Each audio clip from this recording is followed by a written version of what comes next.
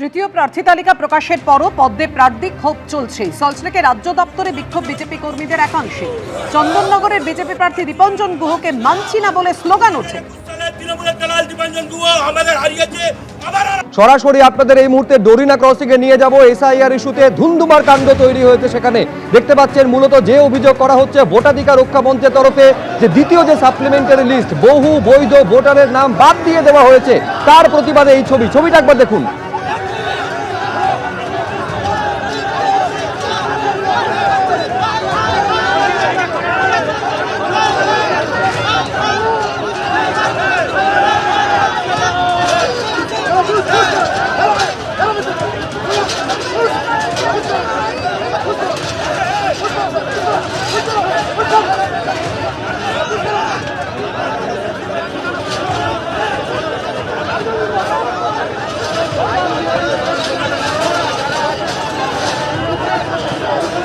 পুলিশের তরফে বিক্ষোভকারীদের আটকানোর জন্য ব্যারিকেড করে দেওয়া হয়েছিল, সেই ব্যারিকেড তুলে দেওয়া হলো। এই মুহূর্তে একেবারে হাতাহাতির পরিস্থিতি তৈরি হয়েছে বিক্ষোভকারীদের সঙ্গে পুলিশের। ছবিটা জানবো সরাসরি হিন্দোলতে আমাদের প্রতিনিধি রয়েছেন। হিন্দোল,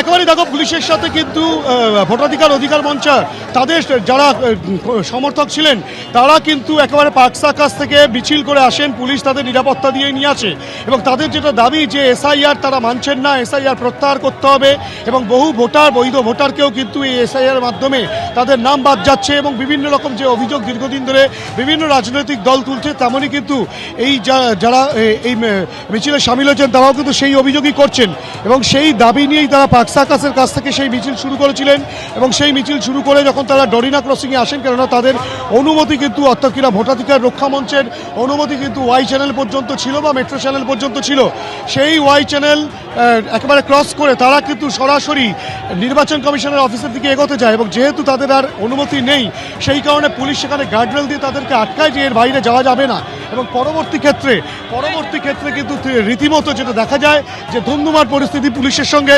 ধাক্কাধাক্কির পরিস্থিতি তৈরি হয়। একজন পুলিশের ইন্সপেক্টর রয়েছেন, তার হাতেও কিন্তু আঘাত রয়েছে এবং এই যে গোটা ঘটনায় পুলিশ কিন্তু সামাল দেওয়ার চেষ্টা করছে এবং তারা যেটা বলছেন যে এখান থেকে এর বাইরে যাওয়া যাবে না। পরিস্থিতিটা একবার দেখাবো, ক্যামেরা পার্সন অভিজিৎ দত্তকে বলবো সেই ছবি দেখাতে, যে এখানে কিন্তু এই ভোটাধিকার রক্ষা মঞ্চের যারা রয়েছেন তারা কিন্তু রীতিমতো ধুমধুমার পরিস্থিতি তৈরি করে পুলিশ যখন তাদেরকে বাধা দেয়। এই পরিস্থিতিতে তারা কিন্তু নির্বাচন কমিশনের অফিসের দিকে যেতে চাইছেন, কিন্তু পুলিশ তাদেরকে আটকেছে, কেননা তাদের অনুমতি রয়েছে শুধুমাত্র ওয়াই চ্যানেল পর্যন্ত। যাচ্ছে না, এই আরএসএস পুলিশ আমাদের মেরেছে, নির্বাচন কমিশন আমাদের যেতে দিচ্ছে না, আমাদের নির্মম ভাবে মেরেছে, ইলেকশন কমিশন আমাদের যেতে চাচ্ছে না, এই আরএসএস পুলিশ ইলেকশন কমিশন পর্যন্ত আমরা যেতে চাই, আমরা শান্তিপূর্ণ র্যালি করে নির্বাচন কমিশন পর্যন্ত যেতে চাই, আমাদের যেতে দিচ্ছে না। তাদের তো অনুমতি হয়েছে আরএসএস চক্রান্ত ভাবেই আমাদের শান্তিপূর্ণ বাংলাকে বিশৃঙ্খল করার জন্য বিজেপি দালাল এরা আমাদের মারছে, এরা চায় না বাঙালি নাগরিকরা তাদের ভোটার ফিরে পাক। কেন মারবে কলকাতা পুলিশ কেন মারবে?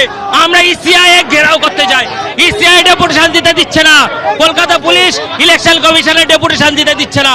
আমরা এই এসআইআর বিরোধী আন্দোলন পুলিশ রোধ করতে চাইছে, পুলিশ রুখে দিতে। তাদের তো অনুমতি ছিল ওয়াই চ্যানেল পর্যন্ত, তারপরে আমাদের ইলেকশন কমিশন যাওয়ার অনুমতি আছে, ইলেকশন কমিশনে গিয়ে আমাদের ডেপুটেশন দেওয়ার কথা, আমাদের পুলিশ এখানে আটকে দিচ্ছে, পুলিশ আমাদেরকে যেতে দিচ্ছে না।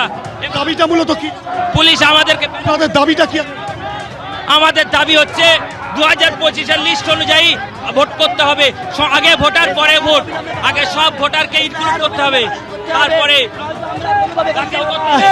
এদের জন্য আমরা লড়াই এই বাচ্চা এই ধুমধুমার কিন্তু একেবারে লেলিন সরণির যে সংযোগস্থল সেখানটা কিন্তু হচ্ছে পুলিশের সঙ্গে রীতিমতো ধস্তাধস্তির পরিস্থিতি।